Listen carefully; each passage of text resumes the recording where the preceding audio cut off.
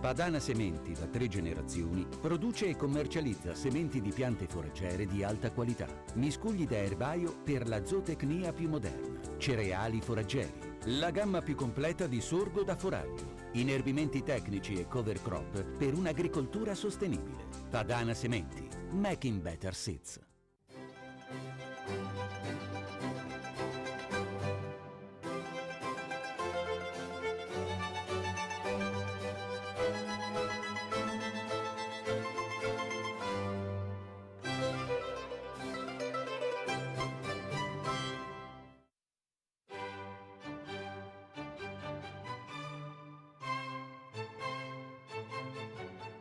Lo scorrere dell'acqua, l'ulivo all'esterno però di un albergo, perché? Perché qui CIA vuole parlare dell'Italia, ma del territorio che vogliamo nel futuro. Questo è l'appuntamento che si sta svolgendo in questi momenti proprio qui a Padova. Presidente Veneto, ma possiamo considerarli quasi degli stati generali della CIA del territorio padano qui? Sì, qui effettivamente la grande pianura padana è rappresentata da tutti gli attori che abbiamo qui questa mattina come territorio non solo padovano, ma in questo caso abbiamo fatto un incontro interregionale del nord Italia assieme a Piemonte, Lombardia, Friuli, Trentino, e vogliamo condividere. Qui non è un convegno, ma sono 5 tavoli tematici. Quali sono?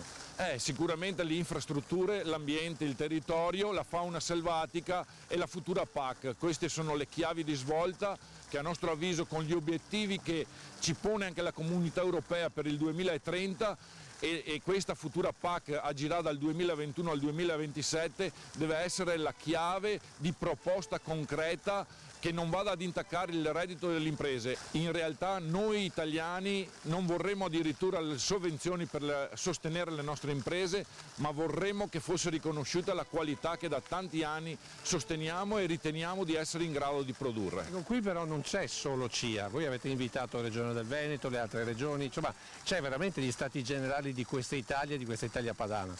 Sicuramente indispensabile la partecipazione a questi tavoli di attori diversi. L'inclusività è la chiave di svolta per un concetto di cultura diversa che talvolta la disunione che ha voluto raggiungere e portare alla politica ha portato a questi danni che oramai con difficoltà riusciremo a risolvere. Bene, grazie al Presidente Betto. Adesso noi lanciamo come sempre i titoli e poi andremo a conoscere i vari tavoli tematici. Infrastrutture, utilizzo del suolo, gestione della fauna selvatica, futuro dell'economia agricola e dei fondi europei. 5 tavoli di confronto organizzati dalla CIA, Confederazione Italiana Agricoltori a Padova, per tracciare il futuro del Veneto e dell'Italia. Annata negativa per l'export del Prosecco Superiore, nel 2018 meno 9% rispetto all'anno precedente. Calo in doppia cifra per Regno Unito, Austria e Svizzera. Per gli esperti siamo al limite della produzione, ora bisogna puntare sul valore superiore della DOCG sulla DOC. Platani ridotti a tronchi informi che nella migliore delle ipotesi ricacceranno male richiedendo ulteriori interventi. La lezione denuncia del nostro agrigiardiniere Adriano Favaretto su una strada provinciale come esempio di intervento pubblico che non sa da fare.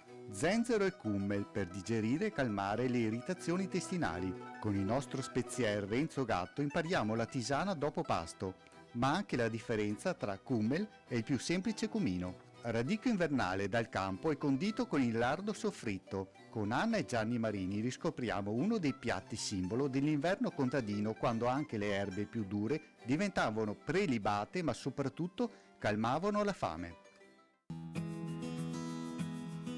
Ed eccoci dunque a seguire i diversi tavoli. Siamo con Giuseppe Facchin, presidente di CIA Treviso, ma in questo caso presidente del primo tavolo, quello dedicato alle infrastrutture. In questo tavolo parlate di infrastrutture nel nostro territorio, ma state parlando soprattutto d'acqua. Non solo d'acqua, ma in quanto bene di primario ed essenziale bisogno per l'agricoltura, ci siamo focalizzati su questo tema.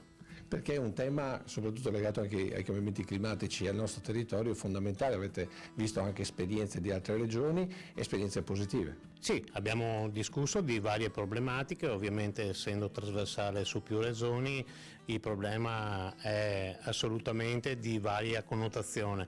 Si tratta di capire come si fa per avere l'acqua quando serve e di portarla via quando troppa, e comunque di gestire l'interazione fra cittadini e agricoltori, perché non è sempre detto che ci sia per tutti. E con Carlo Benduricchio, visto che lei è veramente uno degli addetti ai lavori, parliamo di questa gestione delle acque, una gestione delle acque sempre più oculata visti i cambiamenti climatici. Sì, il ruolo dei consorzi di bonifica per le infrastrutture sicuramente spazia dalla sicurezza idraulica del territorio, la ricalibratura dei canali, realizzazione di bacini di fitodepurazione e di laminazione, quindi migliorare anche la qualità dell'acqua, e poi arriva l'irrigazione e la distribuzione dell'acqua per scopo irriguo. E nel tema delle infrastrutture bisogna pensare però anche poi alla manutenzione. Ecco, ma allora gli agricoltori che cosa possiamo dire per il futuro? E con i finanziamenti europei, con le opportunità che il Ministero ha dato per lo sviluppo dell'irrigazione, i costi potrebbero essere contenuti anche, e sicuramente cerchiamo di non aumentarli. In questo tavolo di confronto vi siete trovati anche con le altre regioni, sono venuti fuori degli spunti interessanti. Interessantissimi, gli spunti sono sempre, quando ci si incontra in tavoli di questo tipo, si ha l'opportunità di vedere altre realtà del territorio nazionale, molto diverse fra loro, e sono sempre spunti propositivi. Grazie, come sempre adesso le notizie. Annata negativa per l'export del Prosecco superiore, meno 9% nel 2018 rispetto all'anno precedente, calo in doppia cifra per Regno Unito, Austria e Svizzera. Per gli esperti il segnale del limite strutturale di distribuzione e gradimento del prodotto, per il quale ora bisogna puntare sul valore superiore del DOCG rispetto alla più diffusa e soprattutto più conveniente DOC. Intanto si parla di rivoluzione ai vertici del consorzio Conegliano Valdobbiadene, con un tecnico di valore come Gianfranco Zanon alla dirigenza, al posto dell'attuale presidente Innocente Nardi. Hanno scatenato un vespaio di polemiche le dichiarazioni del presidente di Confagricoltura Veneto, Ludovico Giustiniani, sull'utilizzo del glifosato tra i vigneti. L'attuale consigliere del consorzio Prosecco Superiore Conegliano Valdobbiadene cita uno studio americano per il quale il principio attivo del diserbante si degraderebbe naturalmente e in poco tempo, senza conseguenze per l'ambiente. Immediata la reazione soprattutto dal territorio UNESCO. Il non utilizzo del fitofarmaco è garanzia non solo per la salute dei consumatori, ma del rispetto per il territorio con interventi naturali. Anche il Veneto scopre di avere i suoi caporali, una vicenda emersa dalle indagini dei carabinieri della tutela del lavoro di Venezia. Vittime alcuni immigrati nelle province di Venezia, Padova e Rovigo. I lavoratori, senza permesso di soggiorno, erano costretti a lavorare nelle coltivazioni per 11 ore al giorno, guadagnando 3 euro l'ora. Inoltre non avevano alcun diritto perché senza contratto. Niente pause o giorni di riposo. Sono state prese delle misure cautelari nei confronti di alcuni cittadini marocchini. Sarebbero stati loro i responsabili della creazione di un'associazione a delinquere in cui si sfruttavano i migranti per la manodopera. Sono 13 i caporali che impiegavano loro connazionali irregolari nel lavoro nei vigneti. E siamo al tavolo dedicato al territorio, al governo del territorio, alla biodiversità. In questo tavolo voi che cosa trattate?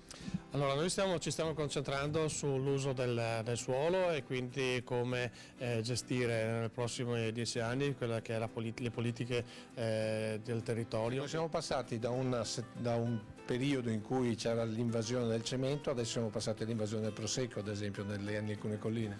Certo, entrambi determinano degli impatti e delle richieste che provengono dalla cittadinanza. In questo noi, attraverso i tavoli della sostenibilità, i tavoli interregionali e intersettoriali che stiamo gestendo anche a livello regionale, stiamo cercando delle soluzioni per le aspettative degli agricoltori piuttosto che dei cittadini, e quindi permettono al sistema regionale di convivere serenamente e di essere produttivo. Come Regione Veneto promuovete il ritorno ad esempio alle siepi o comunque all'attenzione al territorio molto più elevata rispetto a un tempo. Non ci sarà granché da inventare, ma di riproporre alcuni modelli di gestione di organizzazione del sistema agricolo territoriale che preveda le siepi. Lo stiamo già facendo ad esempio con anche il consorzio Prosecco, dove nel caso ci sia un ulteriore incremento delle superfici ad hoc Prosecco, vi deve essere un'aliquota che va dedicata a nuove strutture di siepi o comunque bordure. Insomma, avremo un Veneto ancora più verde? Ma il nostro Veneto diciamo che sicuramente è tra i virtuosi e il ragionamento integrato porterà ad avere un ambiente ancora più vivibile da parte dei cittadini e più produttivo e remunerativo per la parte agricola. Grazie, adesso linea alla pubblicità e poi continueremo in questo viaggio attraverso gli stati generali, potremmo dire, di CIA qui a Padova. Il segreto per avere un bel prato? I prodotti di alta qualità di Padana Sementi. Ricerca, qualità certificata e innovazione. Resistenza allo stress e bassa manutenzione. Per un prato invidiabile, usa i nostri nuovi concimi Fertitav. Padana Sementi. Per un prato sempre al top. Seconda parte di Agricoltura Veneta, vi stiamo parlando del paese che vogliamo, ovvero gli stati generali di CIA per quanto riguarda l'area della pianura padana. Abbiamo visto diversi tavoli di lavoro con diverse tematiche, però adesso parliamo di economia e soprattutto di reddito per gli agricoltori. Cristiano Figli, il suo tavolo parla di economia.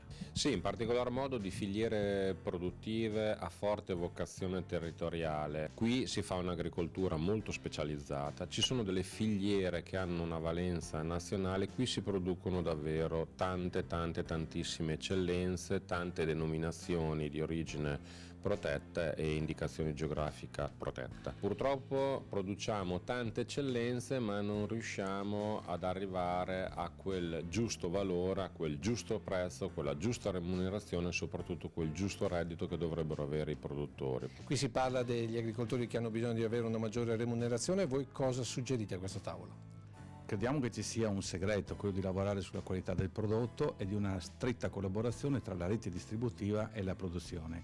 Dobbiamo mirare sempre di più ad avere una filiera corta del prodotto, mirare ad avere nei negozi e nella rete distributiva il prodotto del territorio, garantendo in questo modo sia la qualità del prodotto per il consumatore, ma anche la unicità dell'offerta che non ha concorrenza di prezzi, e quindi è evidente che in quel momento sia il produttore che il negoziante possono ricavarne un reddito congruo e appetitoso per il consumatore. C'è la necessità di mettere una rete intermediaria abbastanza veloce e poco costosa tra il produttore e la rete della distribuzione. Abbiamo la necessità di introdurre figure professionali estremamente elevate. Noi possiamo fare in modo che i nostri negozi diventino delle vetrine qualificate per quei prodotti. Questo significa veramente dare valore aggiunto a chi produce. Noi ci fermiamo, linea allo Spessiere per la tisana della settimana. Parliamo di una tisana utile nelle forme digestive e anche nelle problematiche del gas intestinale. Contiene due elementi, lo zenzero, polvere, e il carum carvi, meglio noto anche come il Kümmel, quello che nel Trentino Alto Adige o in Germania o in Austria lo utilizzano anche per il pane. Carum carvi, ecco, o Kümmel, non è il cumino, quello che noi consideriamo come cumino, sono due piante diverse. Il miglior zenzero in commercio sarebbe quello della Giamaica e anche dell'Australia, mentre sicuramente quello che troverete sarà importato dalla Cina, che è comunque discreto. Allora, come operiamo? Mettiamo 1 grammo di polvere di zenzero e 3 grammi di semi di carum carvi in 150 ml d'acqua calda bollente. Lasciamo riposare per 5-10 minuti, di tanto in tanto mescoliamo e filtriamo e possiamo bere una tazza 2-3 volte al giorno. Ecco, va a risolvere i problemi intestinali, di problematica di digestione, problematica di gas intestinale, ed è un'ottima tisana. Lo zenzero, se vogliamo, possiamo anche utilizzarlo, però non in questa forma, ma bensì in polvere, nelle forme di vomito, nelle problematiche delle vertigini, e vomito anche in seguito a farmaci, naturalmente. Lì allora dobbiamo prendere 2 grammi di polvere e usarlo 2, 3, anche 4 volte al giorno. Lo zenzero non va utilizzato nelle persone con calcoli biliari.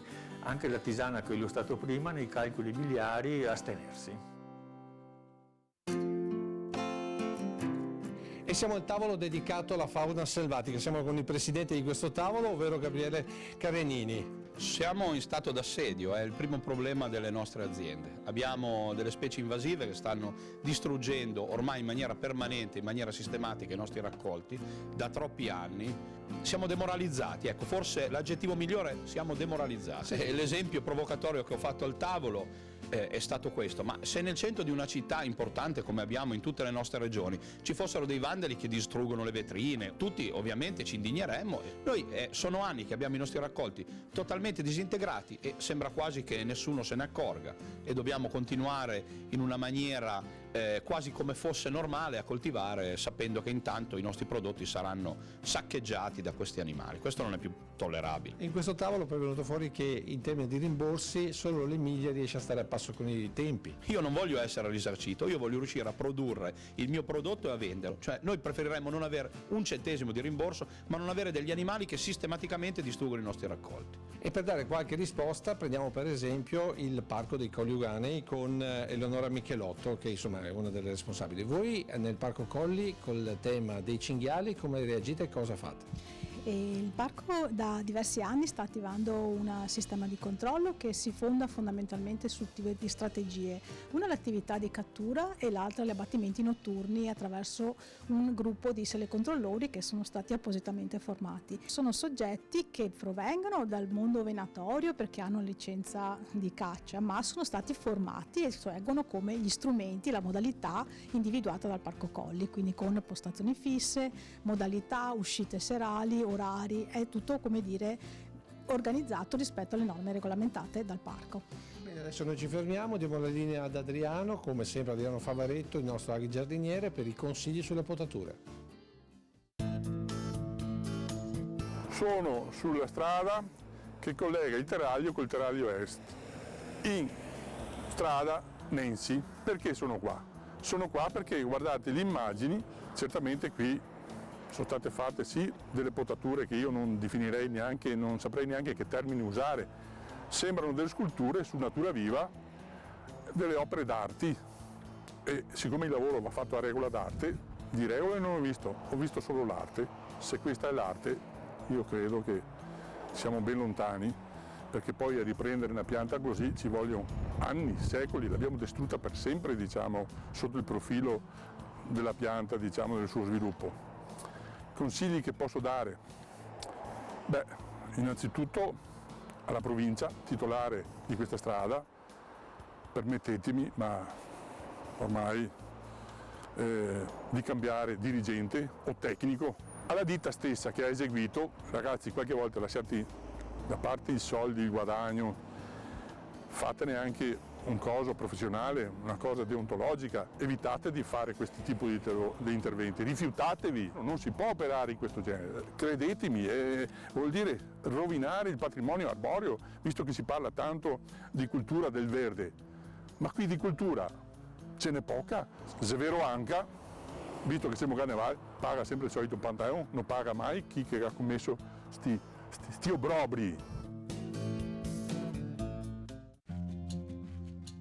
Siamo con il presidente di questo quinto tavolo, ovvero Giovanni Draghetta. Senta, in questo tavolo che cosa avete discusso? Beh, abbiamo discusso del problema della futura PAC, che è un problema fondamentale per le nostre aziende. La riforma sta andando avanti a Bruxelles e quindi noi vogliamo dire la nostra, perché vogliamo ricordare che per molte aziende rappresenta tra il 25 e il 30% della produzione lorda vendibile, quindi fa parte del nostro reddito. Senza questa integrazione al reddito faremo fatica a sopravvivere.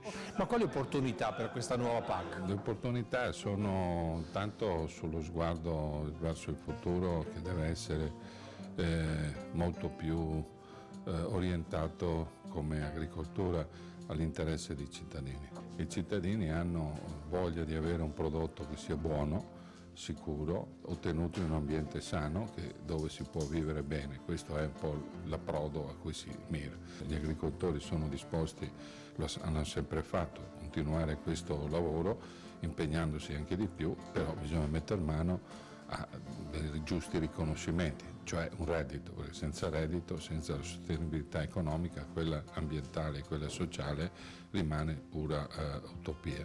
Alberto Zanola, cosa può fare la Regione Veneto per, diciamo così, aiutare gli agricoltori? Incentivare sicuramente quelli che sono i rapporti di filiera e di filiera locale, incentivare quelle che sono le peculiarità delle produzioni venete, parlo delle DOP, parlo delle IGP, in maniera tale da poter avere un miglioramento di quella che è la loro valorizzazione, quindi il valore aggiunto che deve arrivare anche all'agricoltore finale attraverso un sistema di filiera corretto. Questa Europa ci chiede di essere più verdi con questa nuova PAC, ma l'Europa sarà meno burocratica nelle, diciamo così, incombenze? Bisognerebbe chiederlo a qualcuno che siede a Bruxelles, dove prendono queste decisioni. Grazie Alberto Zanola, adesso come sempre in linea le previsioni del tempo. Quest'inverno si sta concludendo ormai perché, come ricorderete, meteorologicamente con il 1° marzo inizierà già la primavera e si sta concludendo all'insegna di una caratteristica: le temperature nettamente più alte della media. Abbiamo avuto pochi sotto zero, almeno in pianura, e continueremo a avere ormai quasi per tutto questo mese temperature nettamente al di sopra. La situazione che determina questo tipo di tempo è un anticiclone, in questo caso l'anticiclone d'Azore, che addirittura nelle prossime ore si salderà con l'anticiclone siberiano, quindi dall'Atlantico alla Siberia, tutta un'area di alte pressioni che respinge, mantiene lontano i sistemi perturbati che scorrono nettamente a nord delle Alpi, quindi usufruiremo solo di qualche piccola infiltrazione di aria umida che non darà, diciamo subito, per la prossima settimana nessuna precipitazione. Quindi prevediamo intanto per domenica una nuvolosità, una velatura del cielo, e poi il pomeriggio c'è una piccola infiltrazione, ma non ci saranno precipitazioni, e poi per tutta la settimana cielo in prevalenza sereno, poco nuvoloso. Certo dobbiamo metterci banchi di nebbia durante la notte e le prime ore del mattino in pianura, e una velatura del cielo, nulla più. Per le precipitazioni purtroppo dobbiamo aspettare, per piccole precipitazioni almeno dalle carte attuali, addirittura gli ultimi 2 giorni del mese, ma poi dovremo confermare, quindi ancora mancanza di pioggia. I venti saranno in tutta questa settimana deboli, in direzione variabile. Le temperature, come dicevamo, sono veramente la caratteristica più strana di quest'inverno, oltre alla mancanza di pioggia, ma è più strana veramente le temperature che quasi mai si sono portate sotto lo zero, almeno in piccoli episodi, quindi valori minimi in pianura 4-5 gradi addirittura, valori massimi che in zona interna raggiungono anche i 14, 15, 16 gradi, quindi nettamente al di sopra della media. L'Alto Adriatico un po' per tutta la settimana, quasi calmo, poco mosso. È tutto. E per le conclusioni siamo tornati vicino all'acqua, andiamo a incontrare Gian Michele Passerini, presidente di CIA Veneto. Senta, ma che paese vogliamo alla fine? Sicuramente un paese dove il ruolo dell'agricoltore diventa un ruolo centrale per quanto riguarda i temi della sostenibilità, il consumo del suolo, l'utilizzo dei fitosanitari, l'utilizzo di fitofarmaci, quello che è la sostenibilità anche ambientale, sociale, ma soprattutto quella economica. Se non c'è sostenibilità economica tutto questo viene vanificato. Tutto questo verrà poi sintetizzato in una plenaria che faremo a Milano all'Università di Agraria, quindi anche il messaggio di rivolgerci agli studenti, ai giovani e al mondo della ricerca, dove proporremo la nostra sintesi, quindi tutto ne verrà un manifesto che poi in conferenza economica a Bologna il 19, la conferenza economica della Confederazione Agricoltori Italiani, verrà stilato come programma di proposta alle istituzioni politiche. La speranza è che le istituzioni non facciano muro di gomma, però. No, io non credo, tutte le istituzioni sono orientate a questi temi, anche perché lo detta un'agenda importante come quella 2030-2050, e poi abbiamo questo New Green Deal che verrà messo in piedi da qui a 10 anni con risorse importanti. Un New Green Deal tradotto in Veneto vorrebbe dire un domani molto più verde, molto più sostenibile, ma dobbiamo avere paura di questa Europa che nella prossima PAC ci chiede proprio questo, oppure dobbiamo invece affidarci e lavorare in quella strada?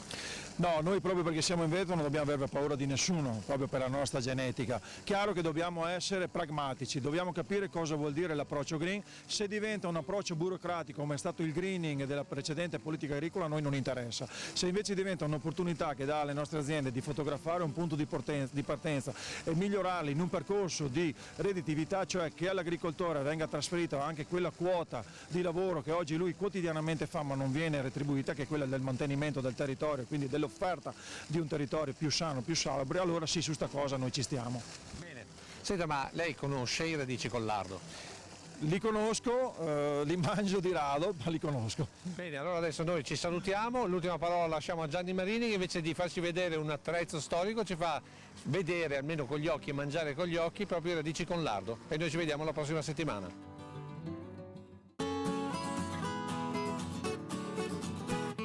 Ciao a tutti, ecco io qua, stavolta non ho neanche un attrezzo da mostrarvi, però vi parlo di una roba grande che abbiamo una volta.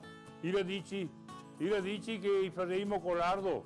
Perché con l'ardo? Perché era così duri, perché era d'inverno e con l'ardo diventava bei teneretti, si mangiava di gusto.